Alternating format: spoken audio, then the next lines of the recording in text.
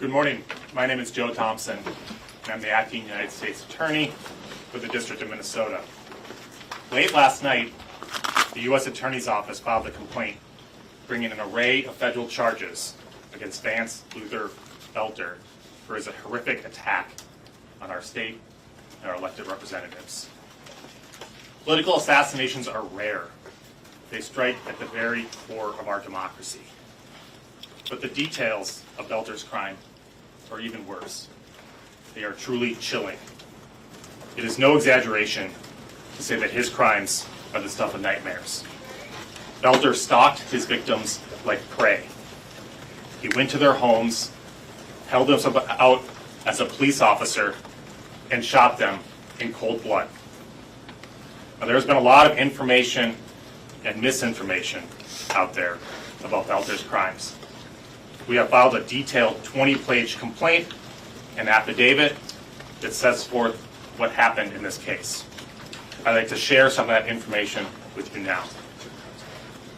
In the early morning hours of June 14th, Boelter went to the homes of 4 Minnesota state politicians with the intent to kill them. Boelter first traveled to the home of Minnesota State Senator John Hoffman in Champlin, Minnesota. Boelter arrived at the senator's home disguised as a police officer. He arrived in a black SUV with emergency lights turned on and with a license plate that read police. Boelter wore a black tactical vest and body armor. He carried a flashlight and a Beretta 9mm handgun. He also wore a hyper-realistic silicone mask. Senator Hoffman had a security camera. I've seen the footage from that camera, and it is chilling. Boelter knocked on Senator Hoffman's front door and repeatedly shouted, "This is the police, open the door." Senator Hoffman and his wife, Yvette, came to the door. When they opened the door, Boelter shined the flashlight in their faces and said there had been a shooting reported in the house. Boelter asked if they had any weapons. When Boelter lowered his flashlight, which he had shined in their face, they realized that he was not a police officer. They shouted out, "You're not a cop.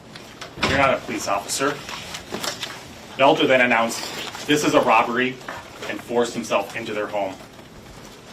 When Senator Hoffman attempted to push Boelter out and stop him from entering his home, Boelter shot him repeatedly. Boelter then shot Miss Hoffman repeatedly. Boelter fled the scene, and the Hoffman's daughter called 911. Unfortunately, the Hoffmans survived, although they remain hospitalized.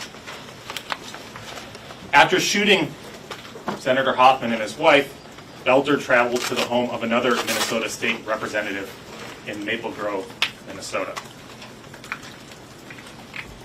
Video surveillance showed that Boelter rang the doorbell at the state representative's house at approximately 2:24 a.m.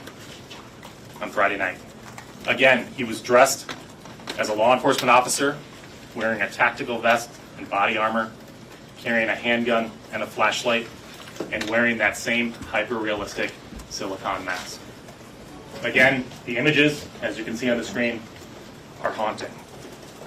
Unfortunately, the state representative was not home. She and her family were gone on vacation, and so Boelter left. Boelter then traveled to the home of a Minnesota state senator who lived in New Hope, Minnesota. He parked in the street in that same black SUV with the police license plate. At about 2:36 a.m. on Friday night, after learning of the shooting of Senator Hoffman, New Hope police dispatched an officer to conduct a wellness check on the state senator who lived in New Hope. When the New Hope officer arrived at the scene, she saw Boelter's black SUV parked down the block with the lights on. The New Hope police officer believed that Boelter was a police officer who had been dispatched to the scene to check on the status of the state senator. The New Hope police officer pulled up next to Boelter in his car, rolled down her window, and attempted to speak with him. Boelter did not respond. According to the officer, he just sat there and stared straight ahead. So the New Hope police officer, who had been dispatched to the scene, proceeded to the state senator's home, and she waited for other law enforcement to arrive. When they did, by the time they did, Boelter had left the scene.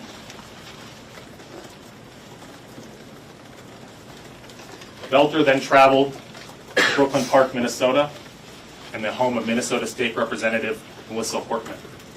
At approximately 3:30 a.m., Boelter arrived at Representative Hortman's house in his black SUV with the police license plates.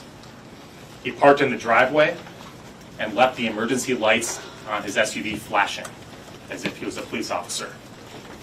Boelter approached Representative Hortman's home, again dressed as a police officer, wearing the tactical vest and body armor, and wearing that hyper-realistic mask. He was armed and carrying a flashlight. Before he entered the home, 2 Brooklyn Park police officers arrived at the scene. They too had been dispatched to check on Representative Hortman after learning of the shooting of Senator Hoffman. When they arrived at the scene, they saw Boelter's black SUV parked in the driveway with the emergency lights flashing, and they saw Boelter standing in front of the house several feet from the door. When Boelter saw the officers get out of the car, he drew his weapon and began firing.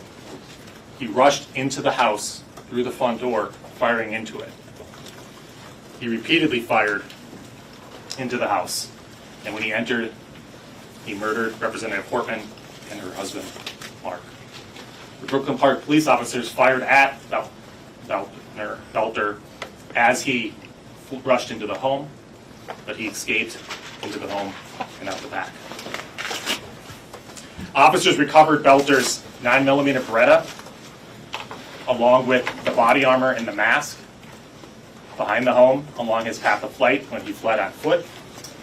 They later searched Boelter's car, where they found 5 more firearms, including assault-style rifles and a large quantity of ammunition. Boelter also had in his car notebooks containing a list of more than 45 Minnesota state and federal elected officials, including Representative Hortman. Now, Boelter planned his attack carefully. He researched his victims and their families. He used the internet and other tools to find their addresses and names, the names of their family members. He conducted surveillance of their homes and took notes about the location of their homes. He also prepared in other ways. He concealed himself as a police officer, outfitting his black SUV with police lights and a police license plate, wearing a black tactical vest and body armor, carrying a police flashlight and a handgun. And of course he wore that hyper-realistic silicone mask as seen on the surveillance videos.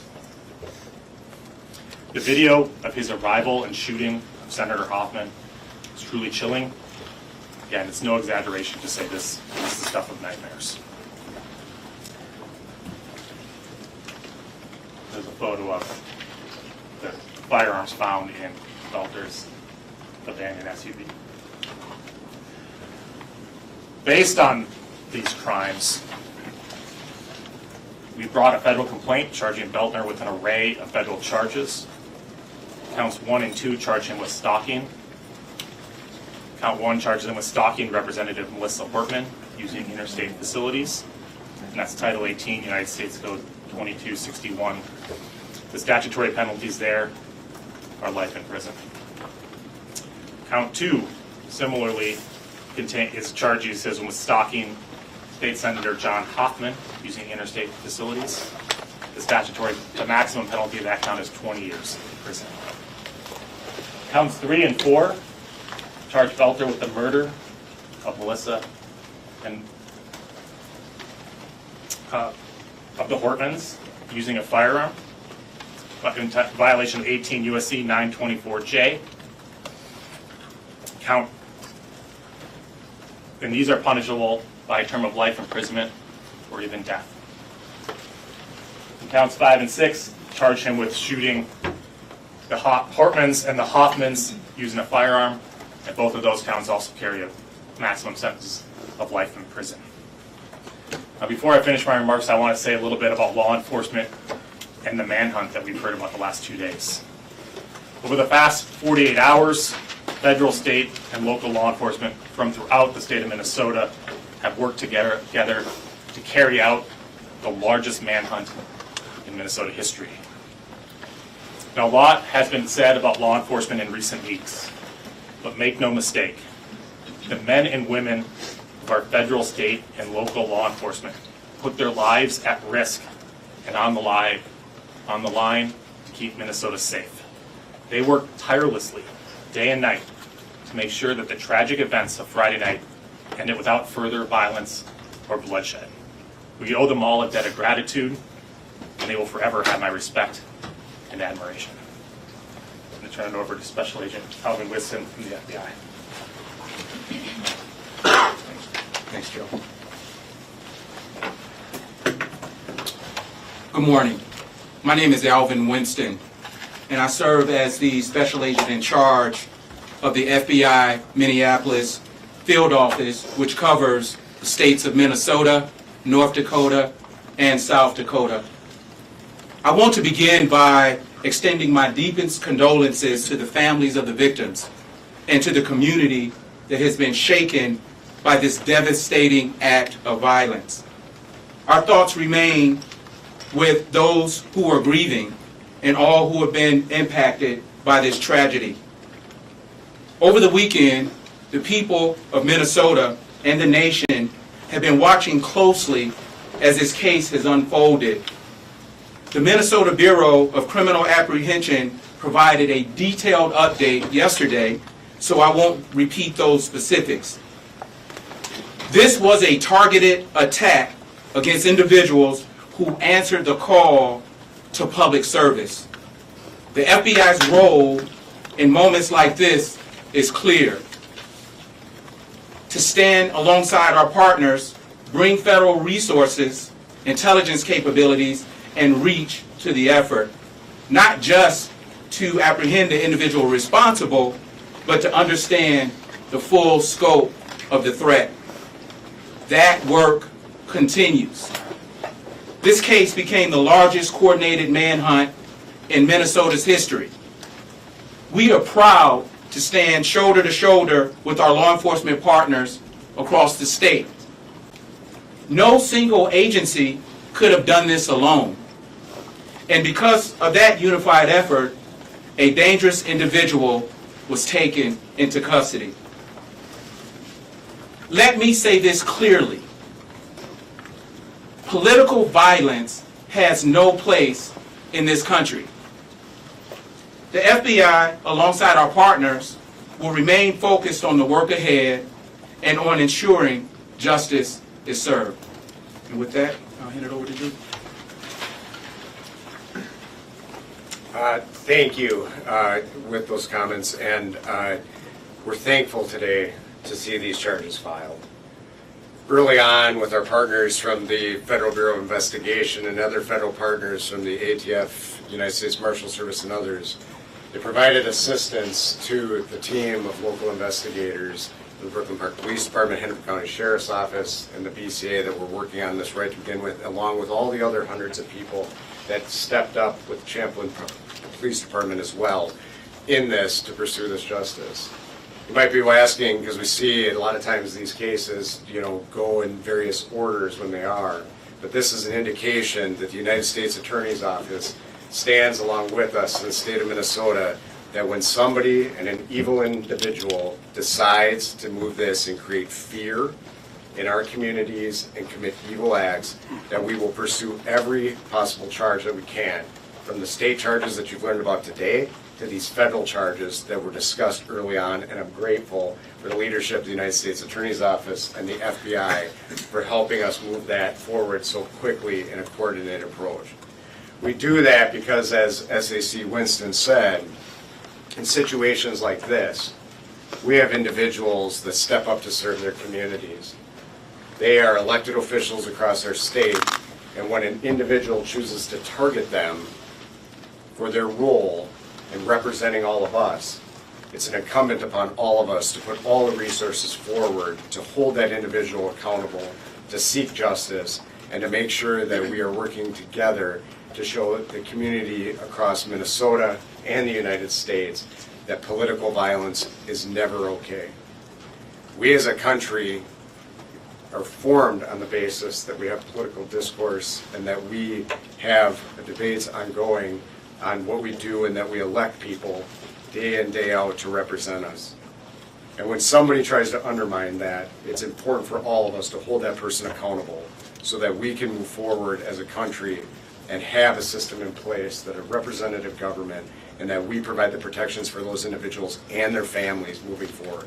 And so I'm thankful for these charges today to move this forward and the great work of the United States Attorney's Office partnering with us to move forward on this. And with that, Bill, take some questions. Why is there a terrorism charge in there?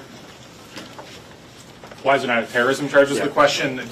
You know, we brought the charges that we think are appropriate right now. Obviously, these crimes are about 48 hours old, so we have an ongoing investigation. I can't comment as to what other charges may or may not be brought. Will he seek Did he the have death any penalty? help? Did Mr. Boelter Will you have any seek the help? death penalty? Lou, thank you for the question. Will we see the death penalty? It's too early to tell. That is one of the options for several of the charges, though. Did Mr. Boelter have any assistance? Are you looking into whether he may have had assistance? And if he did, what are the potential consequences for anybody who may have assisted him either before or after these tragic shootings? Our investigation remains ongoing in several areas, including whether or not he had anyone helping him, assisting him in either carrying out these attacks or fleeing from them. I can't comment on that at this time. There's nothing in the complaint suggesting that someone did, but the investigation is ongoing. In fact, it's just in its infancy. It's been 48 hours, most of which we are primarily focused on finding him. And what are the Surveillance consequences? cameras in Minneapolis shortly after these crimes occurred. Do we know how he got from Brooklyn Park to Minneapolis? Was it on foot? I don't know the answer to that. Can you we speak have to- clarity about the state charges concurrent with the federal charges? How does that all work? Does this make null the state charges or take precedence over the state charges? It does not nullify the state charges. They remain in place. Today, he was brought into federal custody. He'll make his initial court appearance in federal court over in St. Paul at 1:30 Central Time this afternoon. And my expectation, based on prior cases, is the federal charges will be litigated first, but the state charges won't necessarily go anywhere. Can you speak to why investigators believe he carried out this attack and for how long he may have been planning these attacks? Well, it's pretty clear from the evidence that he's been planning these attacks for quite some time. There's voluminous writings, as you've seen in the reporting, that were found both in his car and his house about his planning, lists of names and individuals. In terms of the why, it's unclear. Is he cooperating with you? Interaction with the New Hope police. What had law enforcement been told at that point? Were they aware to be on the lookout for a dark SUV that resembled a police vehicle? I don't know. I can turn that. I don't know if one of my colleagues here know. I know that they had heard about the shooting of Senator Hoffman and being the diligent law enforcement they were, knowing that they had elected officials living in their communities, they went out to do a wellness check. I don't know more than that. You know, what I can say, and as you can, I don't know the specifics of the question and what on that, whether it is. What I will tell you is that Hennepin County law enforcement working together at that time knew of that, and so as the different jurisdictions were on duty, some of them did proactive.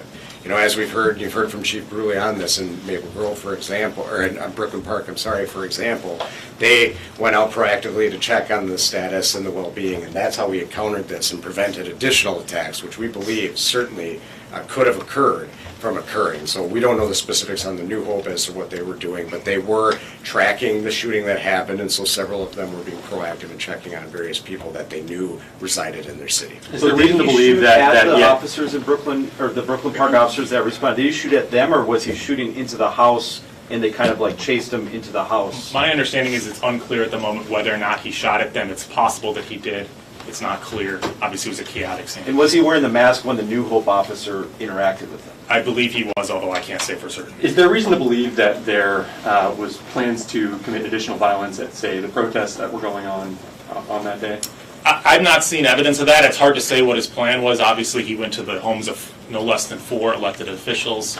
He had a list of other elected officials, their home addresses. So To make sure that we connect the dots properly, could you name the other two officials? You know, we can't at this time. It wouldn't surprise me if they publicly identify themselves, but it's not really my place to do that if they want to protect their own privacy. What's your message to Minnesotans who may get a late night knock on the door from police if something's going on in their communities? I mean, can you just speak on that? I'm going to let law enforcement handle that one. I don't know if someone, sure, please. Good morning, Police Chief Mark Bruley, Brooklyn Park Police Department. Great question. Like we sent out a message to our community when this first occurred is you always can call 911 and verify if the person at your door is a police officer. If they are a working police officer, they will be connected to a dispatch center that can validate that. So the first thing I would do is if you're concerned about it, is call 911. Obviously, there's a lot of different uniforms, and it's never wrong to do that. Can you clarify the shooting stuff? Because we were told, I believe, that the person in custody did shoot at police at the Hortman residence. That's an important detail. Yeah, so I'll answer this again. That's part of the active investigation, and I know there's been a lot that's going on, but as any time law enforcement uses deadly force, there's a walled-off separate investigation to examine that. At that time, I will tell you, we still work through. We are gathering evidence when we go through. This happened incredibly fast. What I can tell you is the police officers that were there on scene, that while they were assessing the situation, that the gunfire erupted. And we are still working through and reconstructing that crime scene. We've gathered all of the evidence related to that. And what was said there is that this is definitely happening very quickly, and we definitely know that he began shooting at the Hortmans, as will be detailed in this information, immediately once the officers were assessing the situation. Whether or not that the gunfire was returned at the officer or not, we are working through that. We need to recreate the crime scene. Can you identify the motive? And I should say, I want to say, like, in that process, the gunfire was erupting in such a way all around that is partly why with the reasonable interpretation on some of those is where that came from initially. Can you identify the potential motive here? It has been widely reported that the list, his hit list, contained names of people who are abortion rights supporters. And also, can you please release the names of the two other targeted victims who were fortunate to get away? As I said, with respect to the other two potential victims, I think it's up to them whether they want to publicly identify themselves.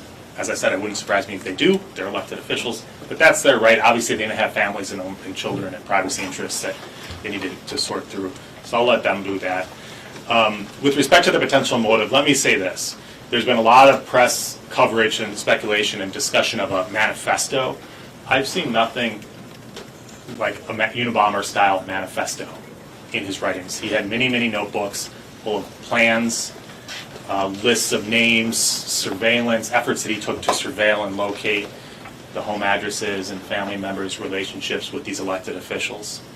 But I have not seen anything involving some sort of political screed or manifesto that would clearly identify what motivated him. Obviously, his primary motive was to go out and murder people. They were all elected officials. They were all Democrats.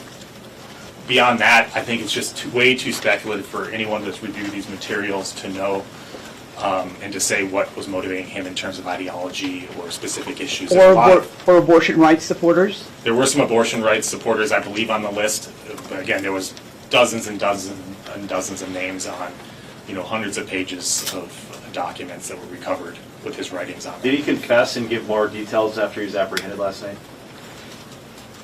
I'm not going to comment on that at this time. Can you talk about how long this pre-planning and surveillance went on? Do you have any idea? It appears to have gone on for an extensive period of time. I think it's unclear. The writings appear to have been done at various times over the course of at least months, I would say, but beyond that, it's speculative. Did he have two? There's kind of two questions that go towards the same thing. He appeared to be involved with some kind of a home security or professional security operation.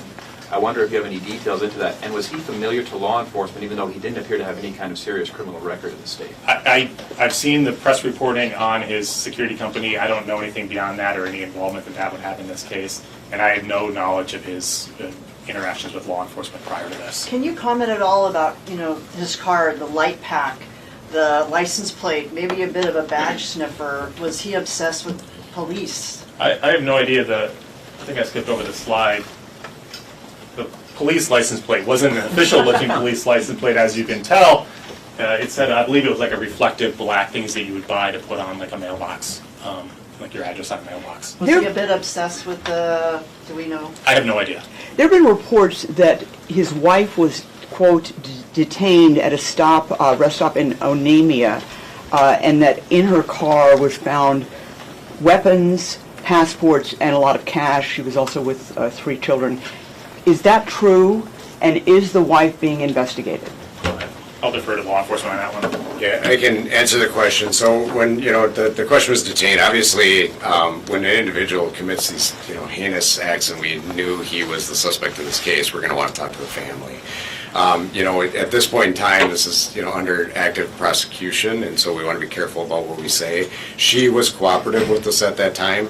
There were a firearm in the vehicle at the time, had valid reasons for her to, she was legally in possession, I should say that, at this time, and there were other items that were recovered, but we're going to leave that to some of the Did prosecution. you say passport and cash? So Could we at least get we're not that? going to comment on all of it, as this is still continued to be part of the active investigation. We need to figure out exactly what all of this means in relation to this. To be clear, there's not going to be a first appearance in district court then today, and then where is he being held? There'll be an initial appearance in federal court over in St. Paul, Minnesota at 1:30 Central Time this afternoon. I do not anticipate there will be an appearance in state court today. Just one more question on the hit list. You said 45 names, and we've seen more than that. Was there more than 45? There's lots of, go Yeah, and I think it can help. There's a lot of names that we're working together right now. So the FBI, there are some, and we've mentioned this, that there are some other names that are from out of state. They have been working through through our Fusion Center network across the United States, and then our partners at the FBI are helping coordinate with that in that process. The question is a good one. Part of what we're looking through with the names, the numbers that you're referencing, was names in multiple notebooks. Some of them are redundant. So I don't have a total number of people that were in there because some of them are overlapping on multiple lists. And again, I do want to continue to clarify. This is not a list of people that was in a numerical order and some sort of ranking. These are names that are being developed as we are looking at this across multiple writings in terms of that, just to be clear about it. Yeah. And was Senator Hoffman's name even in there, though? I believe it was. Okay. Where is he being held? Right now, I think he's in the custody of the United States Marshal Service over at the St. Paul Federal Courthouse. Beyond that, I'll defer to the marshals on where he'll be held, assuming he's held in custody pending trial. Can today's court appearance be considered an arraignment? Is there anything you can tell us about what's supposed to happen today? It'll be an initial appearance because he's only charged by complaint. He has not yet been indicted. So he'll have an initial appearance, as all defendants do, before a federal judge, where he'll be asked to identify himself. The court will appoint a lawyer to represent him, or he can retain one and have a lawyer represent him. And then the court will ask whether or not we will move to seek his detention pending trial, which we obviously will. And then the court could set a detention hearing and a preliminary hearing to assess whether or not there's probable cause to charge him by complaint. How much of that will happen actually today is unclear. We'll see at 1:30. And it's at the Warren E. Berger Federal Building, and that's the only court appearance today? Correct. Thank you. For Superintendent Evans, yesterday, the way that things played out yesterday, when you came up for the 5:30 or so press conference, did you know that he was close to being caught at that point?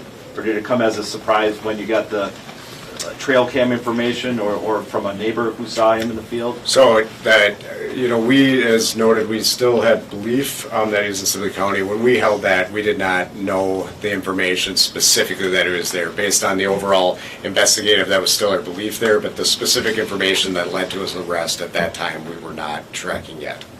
So, and I assume that's related to the timeline.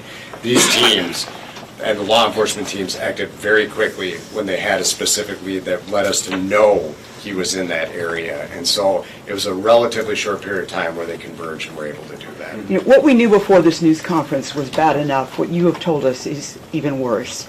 Where does this rank in terms of attacks that you know of across the United States? And what you addressed some of your reaction, but can you all three give us your reactions to Look, this? this was a political assassination, which is not a word we use very often in the United States, let alone here in Minnesota. It's a chilling attack on our democracy, on our way of life. It's only the most recent example of violent political extremism in this country, and that's a trend that's been increasing in recent years. That's unfortunate.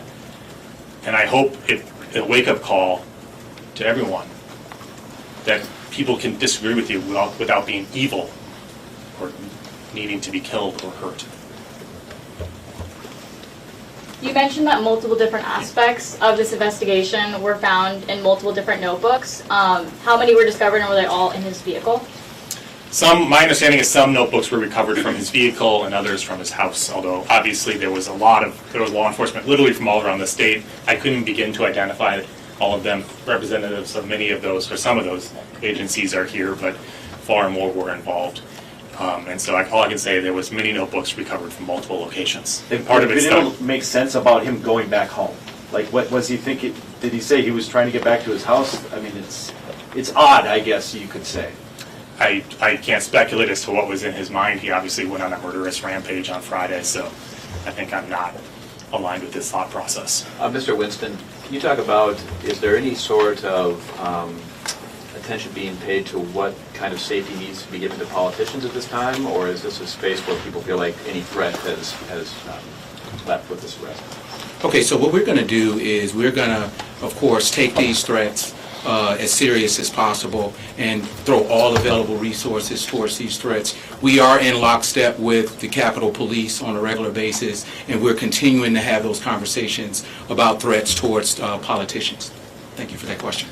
Maybe one more question here before we wrap up. Perhaps this is for Chief Broley. Just wanted to wrap it back to hoping you can speak to just how pivotal it is that your officers acted proactively, stopping by the Hortman's house and likely stopping more victims.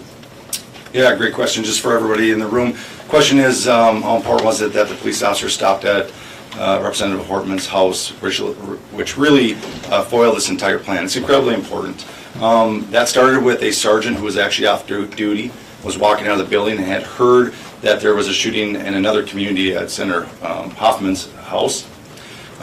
Being alert, seen two officers in the police department, said, hey, drive by Melissa Hortman's house and just check on the house, would you? And that's essentially what they pulled up and found, that in the drive was the car, and essentially the criminal act was occurring as they pulled up. Had they not foiled the plan, essentially took his vehicle away from him, which involved all his maps, all his names, all his weaponry, I would be very scared what it would look like over the next few hours had we not done that. And just to clarify, did your sergeant know about the New Hope and Maple Grove incidents, or just the one in Champlin? He only knew about the one that occurred in Champlin. Okay. So the other officer that came upon him at the second house and saw him sitting in a vehicle, did she realize, like, did she report that, and did they try to chase him? Did she realize that was suspect, or not really? I don't think she did. She knew something was awry, and then he left and proceeded to Brooklyn Park and carried out the next shooting. So got lost in the chaos of the event, not lost in the chaos of events, but there was a new shooting shortly thereafter. It really is remarkable, to the question earlier, how he went to 4 houses that night, and in 2 of them, he encountered law enforcement at the third and fourth one, and the second one, no one was home at all. It's remarkable how diligent law enforcement was at 2:30, 3 o'clock, and 3:30 in the morning on a Friday night, that they were responding to just do wellness checks on our politicians. It's a testament. The last 48 hours have been an incredible testament to the professionalism and dedication and commitment of our federal, state, and local law enforcement. Thank you all. Thank you. Thank you.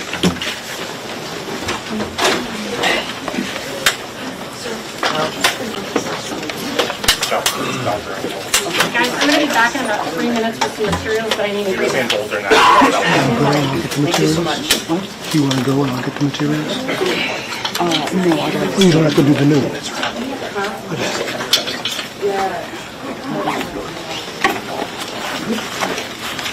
They found